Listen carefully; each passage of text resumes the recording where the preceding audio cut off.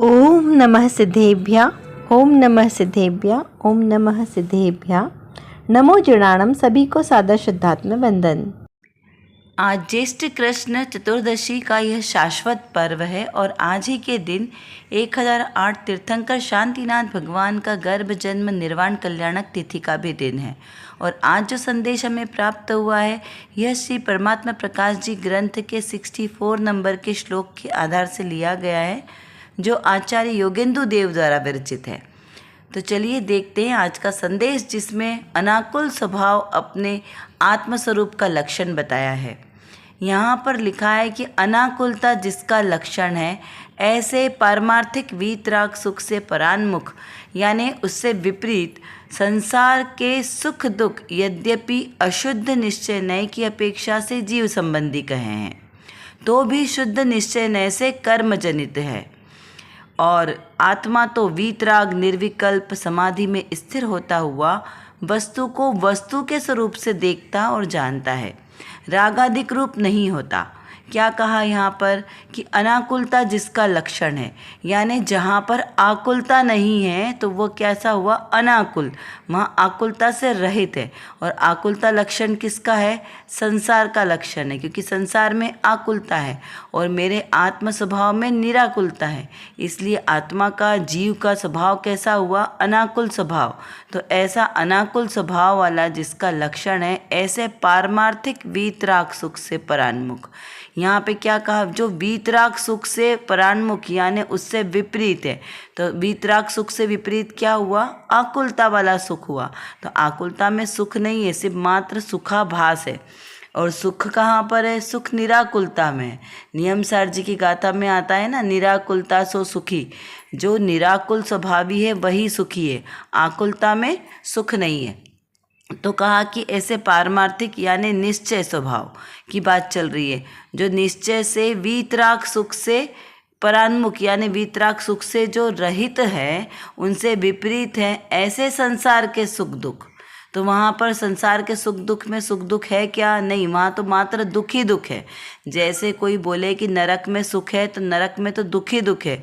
सुख कहाँ है, अपने आत्म स्वभाव में। तो चारों गतियों में ही सुख या दुख नहीं है, चारों गतियों में सुख दुख की मात्र कल्पना है। सुख और दुख एकमात्र हमारी कल्पना के आधार से होता है।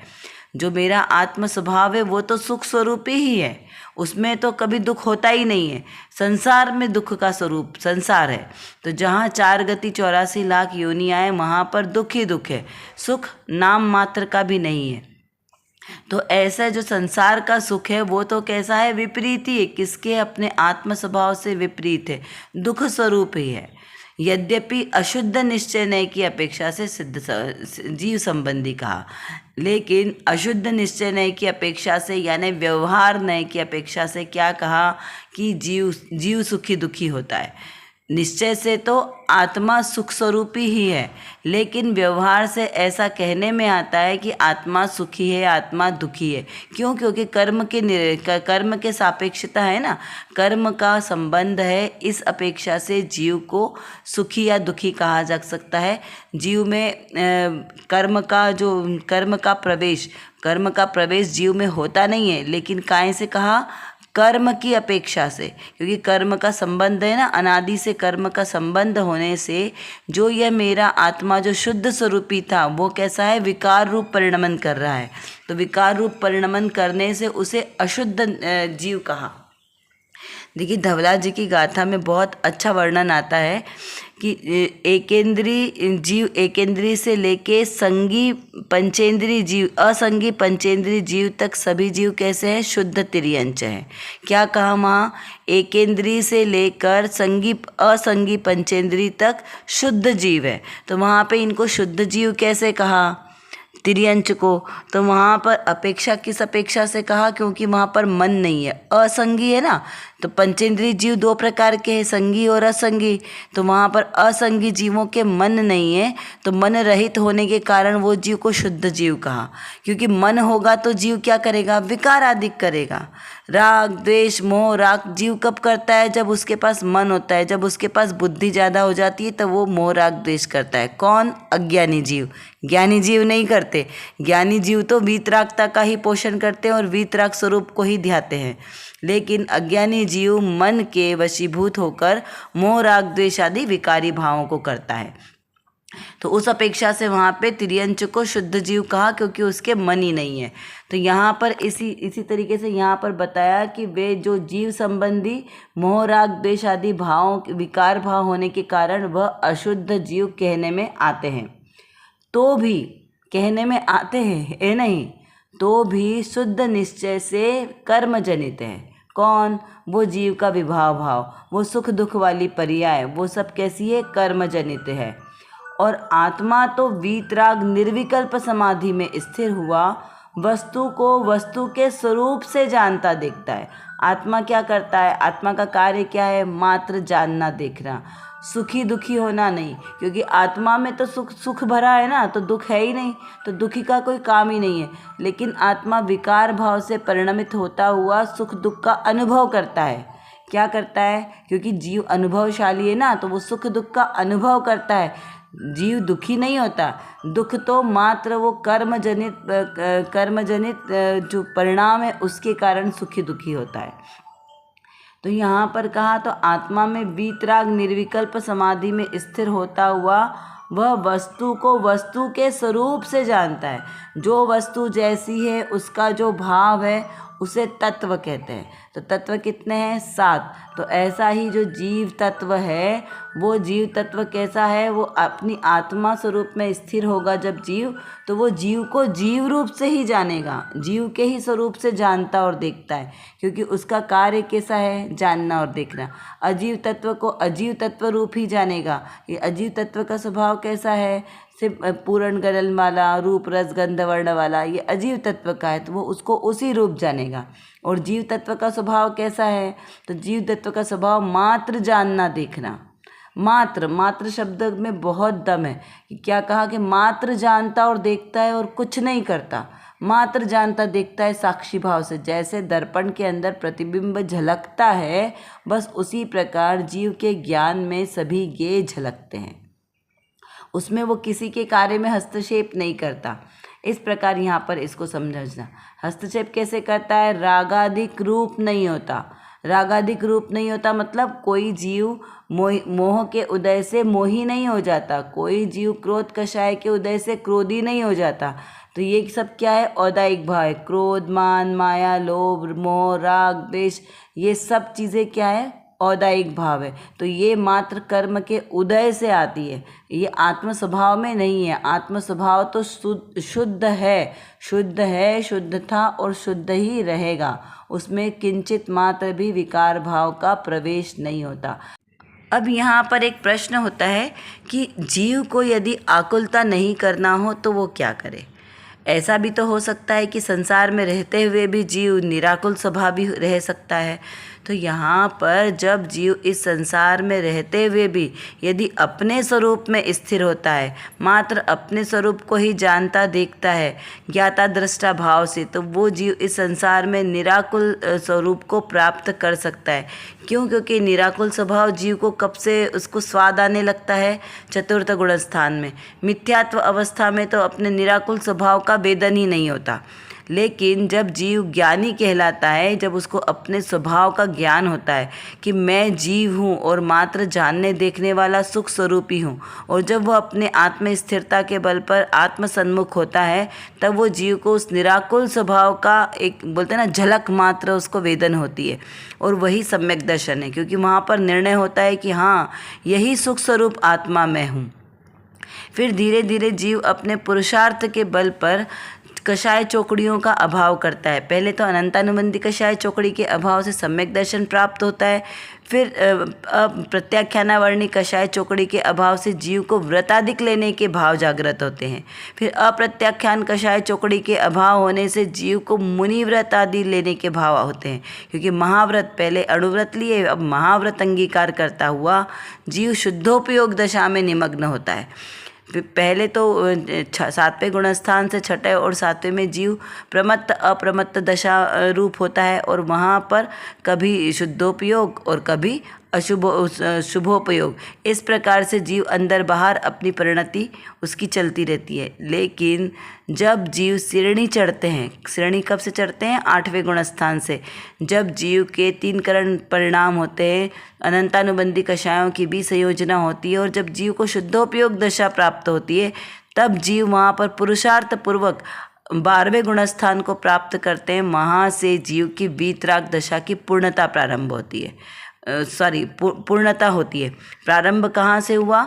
चतुर्थ गुणस्थान से। वीतराग का आंशिक वीतरागता, आंशिक स्वरूपाचरण, आंशिक शुद्धता कहाँ से प्रारंभ हुई? चतुर्थ गुणस्थान से। और पूर्णता कहाँ हुई? 12वें गुणस्थान से, क्योंकि 12वें गुणस्थान से जीव वापस संसार में नहीं आता। 12वें के बाद 13वां निश्चित आएगा, और 13वें के बाद 14वां गुणस्थान निश्चित ही जाएगा।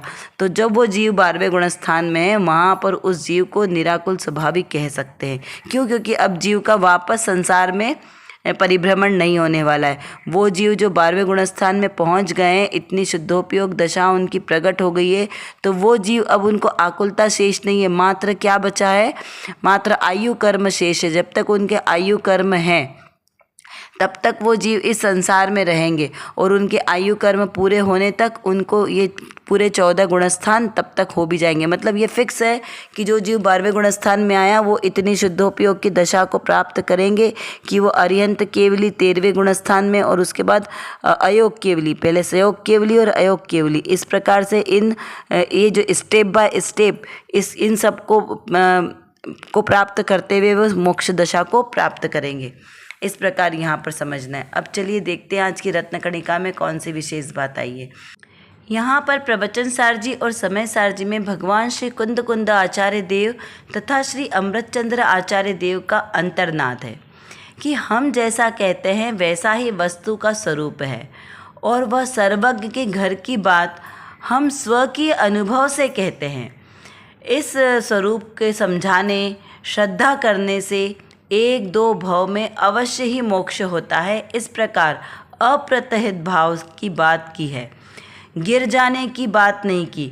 जो स्वरूप असीम है, अनंत है, स्वाधीन है, उसका भीतर से यथार्थ निर्णय होने के बाद फिर क्यों गिरेगा? जिस भाव से पूर्ण की श्रद्धा की है, वही भाव यानी स्वानुभव संपूर्ण निर्मल आत्मपद प्राप्त करता है। क्या कहा यहाँ पर कि प्रवचन सार जी और समय सार जी में जो भगवान श्री कुंद आचार्य देव ने अमृतचंद्र आचार्य देव का अंतर्नाद है, यानी कि प्रवचन सार जी में जो विषय वस्तु आई है वो श्री तीर्थंकर महावीर भगवान की दिव्य देशना का सार है। तीर्थंकर भगवान की दिव्य देशना का सार है, या कहें कि श्रीमंदिर भगवान की दिव्य देशना का सार है। क्यों? क्योंकि आचार्य कुंद देव जब विदेश क्षेत्र गए और वहाँ से जब 8 दिन तक तीर्थंकर प्रभु की साक्षात दिव्य देशना सुनकर आए, उसके बाद भरत क्षेत्र में आकर उन्होंने प्रवचन सार जी आदि पंचपरमागम ग्रंथों की रचना की। तो यहाँ पर कहा कि ऐसे प्रवचन सार जी और समय सार जी दोनों में जो विषय वस्तु आई है वो आचार्य देव ने साक्षात दिव्य देशना में जो वस्तु का स्वरूप समझा उसे आत्मसात किया, अपने अनुभव के साथ उन्होंने बताया है। यह बात समय सार जी की छठी गाथा में उन्होंने स्पष्ट की है कि मैं अपने अनुभव के साथ आपको भगवान आत्मा दिखाऊंगा। प्रतिज्ञा की है कि मैं आपको भगवान आत्मा अपने अनुभव से दिखाऊंगा, लेकिन तुम उसमें छल ग्रहण मत करना कि मैंने वो भगवान आत्मा अपना स्वरूप देख लिया है, मैंने जान लिया है कि भगवान आत्मा कैसा है, इसीलिए मैं आपको प्रत्यक्ष अपने अनुभव से बात बताऊंगा। देखिए, जब कोई अनुभव की बात बताता है ना तो वो बहुत सही होती है, क्योंकि हम भी अभी लौकिक में देखते हैं कि हमारे जो बड़े बुजुर्ग रहते हैं वो अपने जीवन के अनुभवों से हमें कोई बात समझाते हैं, तो वो कैसी होती है? सत्य होती है।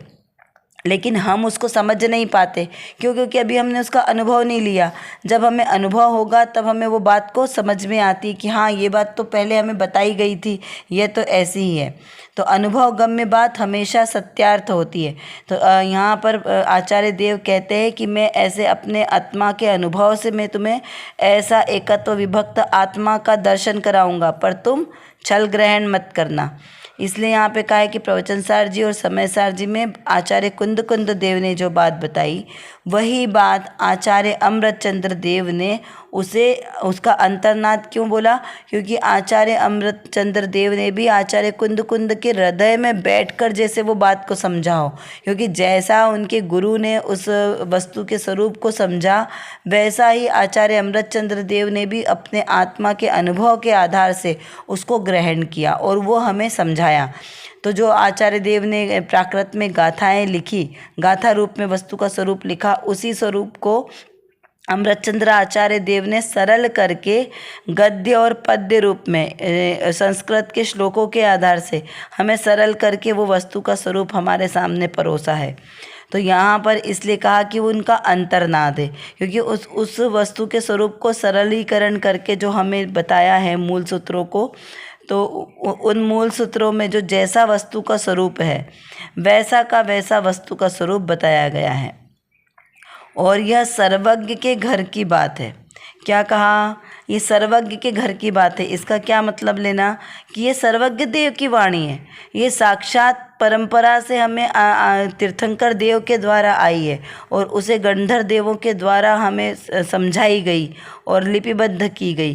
तो यहाँ पर ऐसे हमने अपने मन से कोई वस्तु इसमें शब्द नहीं लगाए, जैसा वस्तु का स्वरूप दिव्य देशना में आया वैसा का वैसा वस्तु का स्वरूप हमने उसी रीति से उसको धारण किया। क्या कहा? उसी रीति से जैसा वस्तु का स्वरूप बताया उसी रीति से हमने भी अपने आत्मा को देखने का प्रयास किया। तो क्या बताया था तीर्थंकर भगवान ने वस्तु का स्वरूप कि आत्मा कैसा है? आत्मा अव्यक्त स्वरूपी है, अरूपी है, निश्चल है, शुद्ध है, बुद्ध है, अविरुद्ध है और कैसा है? परम पारणामिक भावों से परिपूर्ण है। आत्मा में मोह, राग, द्वेष आदि विकारी भाव होते ही नहीं है। इस प्रकार से जो बहुत सारे विशेषणों से अपने आत्मस्वरूप की चर्चा की है, उन सब में से मुख्य कौन सा है? मेरा आत्मा ज्ञान स्वभावी है। ज्ञान ज्ञान ज्ञान ज्ञान ज्ञान से ही पूरा भरा हुआ है, ज्ञान का घन पिंड है। और कैसा है? जीवत्व शक्ति वाला है, उसका चेतना लक्षण है, ऐसा मेरा जीव तत्व है। तो इस जीव तत्व को जो मात्र जानने और देखने वाला है, इस जीव तत्व को मात्र जानना और देखना, ऐसा ही अनुभव करना। तो जो आचार्य देव ने ऐसे ही अपने जीव तत्व को मात्र जाना और देखा है। तो जीव तत्व कैसा मिला उन्हें? ज्ञायक भाव वाला मिला। आचार्य अमृतचंद्र देव को भी वो आत्मा ज्ञायक भाव वाला दिखा और आचार्य कुंद कुंद देव को भी वो आत्मा ज्ञायक भाव वाला ही दिखा। इस प्रकार से कहा कि वह सर्वज्ञ देव की घर की बात है। तो यहाँ पर क्या कहा कि यह बात स्वकीय अनुभव से कहते हैं और इस स्वरूप को समझने श्रद्धा करने से एक दो भव में अवश्य मोक्ष होता है। कितनी अच्छी बात आई। क्या कहा कि ऐसे ही जो जीव अपने आत्मस्वरूप को अपने स्वकीय अनुभव से इस प्रकार जानेगा, समझेगा, श्रद्धान करेगा, उसका ज्ञान करेगा और उस रूपी लीनता करेगा, तो इस प्रकार से जीव के एक दो भव नहीं में ही मोक्ष उसका निश्चित होगा। क्यों? क्योंकि सम्यक दर्शन जैसे ही प्रकट हुआ तब से जीव का अर्धपुद्गल परावर्तन घूमना तो फिक्स हो गया, पहले से ही फिक्स हो गया। जैसे किसी बच्चे ने पीपीटी पीएमटी का एग्ज़ाम दिया तो उसका मेडिकल में एडमिशन होना तो निश्चित हो गया। अभी उसने एडमिशन लिया नहीं है, लेकिन निश्चित क्या हो गया कि हाँ, इसका एडमिशन मेडिकल कॉलेज में हो सकता है। अब कहाँ होगा, कैसे होगा, उसका पूरी रैंक में नंबर आएगा या नहीं, वो बात अलग है, लेकिन आपने एग्ज़ाम पास किया है, मतलब आप कैसे हो गए, इसके लिए एलिजिबल हो गए कि हाँ, आप इसमें एडमिशन ले सकते हो। तो ऐसे ही जिस जीव ने सम्यक दर्शन प्राप्त कर लिया, सच्चा श्रद्धान किया, उसका ज्ञान किया, तो उसके भव अब सीमित हो गए। अब वो जीव के पुरुषार्थ पे डिपेंड करता है कि वो जीव कितना पुरुषार्थ करता है, उस आधार से जीव को सम्यक मोक्ष की प्राप्ति होगी। यदि जीव उग्र पुरुषार्थी होगा तो एक दो भाव में उसका मोक्ष फिक्स हो जाएगा, और यदि जीव थोड़ा सा कम पुरुषार्थ करेगा तो उसको संसार में परिभ्रमण थोड़ा सा ज़्यादा करना पड़ेगा, तो वो जीव अधिक से अधिक 15 भाव तक इस संसार में रह सकता है सम्यक दर्शन के साथ। उसके बाद उसको नियम से मोक्ष जाना ही पड़ेगा, कोई उसके पास ऑप्शन ही नहीं बचेगा। और यदि कोई जीव उपशम सम्यकता आदि के साथ अपना शुरुआत करता है तो वो जीव अधिक से अधिक कितना घूम सकता है, अर्धपुद्गल परावर्तन। अर्धपुद्गल परावर्तन बोलना जितना आसान है इतना ही इसको समझना बहुत मुश्किल है, क्योंकि ये बहुत बड़ी संख्या है, छोटी नहीं है। एक पुद्गल परावर्तन यानी कि एक द्रव्य परावर्तन, द्रव्य परावर्तन बोलो चाहे पुद्गल परावर्तन बोलो, तो जो पंच परावर्तन का काल है उसमें से सबसे पहला है द्रव्य परावर्तन यानी पुद्गल परावर्तन। तो यह जीव, प्रत्येक जो जीव द्रव्य है ये पूरा एक साइकिल पूरा करके आता है। एक द्रव्य में उसका जन्म हो, एक एक द्रव्य पर, है ना, पूरे कितना 3 लोक के आकार के बराबर, 3 लोक कितना बड़ा है, 14 राजू विस्तार वाला इतना उतंग है, और उतना ही लंबाई चौड़ा वाला बहुत विस्तृत विस्तार है उसका। अभी हम उसके विस्तार में नहीं जाएंगे क्योंकि हमारे पास समय की मर्यादा है। तो यहाँ पर इतना ही समझना कि पूरा ब्रह्मांड इतना एक पूरा द्रव्य परावर्तन का पूरा एक साइकिल पूरा होगा जब एक द्रव्य परावर्तन पूरा होगा और फिर एक क्षेत्र परावर्तन प्रारंभ होगा। तो ऐसे ही जब द्रव्य परावर्तन पूरा होता है फिर एक क्षेत्र परावर्तन होता है, और ऐसा ही एक क्षेत्र परावर्तन पूरा सर्कल होता है तब एक काल परावर्तन स्टार्ट होता है। एक काल परावर्तन पूरा होने के बाद में भव परावर्तन प्रारंभ होता है, और भव परावर्तन फिर पूरा होता है तब एक भाव परावर्तन पूरा होता है। इस प्रकार से ये 5 परावर्तन है। कौन कौन से? द्रव्य परावर्तन, क्षेत्र परावर्तन, काल परावर्तन, भव परावर्तन और भाव परावर्तन। तो इस प्रकार एक दूसरे से कैसे वो अनंत गुना अधिक है। तो इस प्रकार यहाँ पर इसको समझना, ये बहुत लंबा काल है।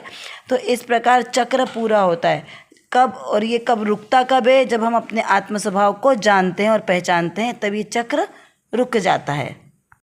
इस प्रकार से यहाँ पर अप्रतिहत भाव की बात कही है, यहाँ पर गिर जाने की बात नहीं कही है। यहाँ कैसे जीव की अपनी द्रव्य दृष्टि से बात करी है, यानी किसी से पराधीनता नहीं है जीव को।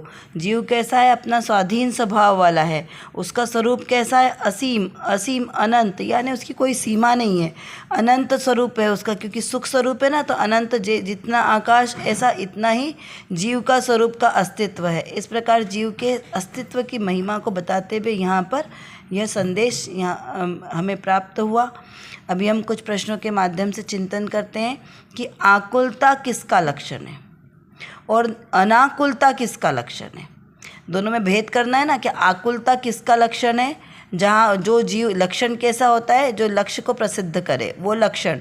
तो यहाँ पे आकुलता स्वभाव किस में है और अनाकुलता स्वभाव किस में है, ये हमें इसको विचार चिंतन करना है। राग द्वेष करना किसका कार्य है, किसका लक्षण है? राग द्वेष करना किसका लक्षण है और वीतरागी रहना किसका लक्षण है? क्योंकि लक्षण से लक्ष्य की प्रसिद्धि होती है। अब यहाँ प्रवचन सार जी और समय सार जी में भगवान श्री कुंद आचार्य देव तथा श्री अमृतचंद्र आचार्य देव का अंतर्नाद क्या है, क्या बताया गया है? कौन सा भाव संपूर्ण निर्मल आत्मपद को प्रदान करता है? इस प्रकार हमें विचार और चिंतन करना है और अपनी चिंतन धारा को बढ़ाना है।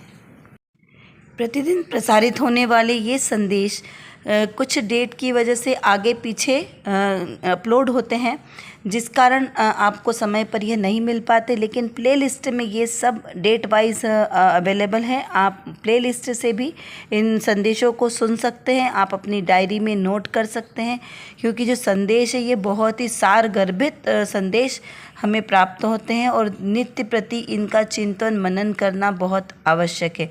इसलिए आप इनको प्लेलिस्ट से देख भी सकते हैं।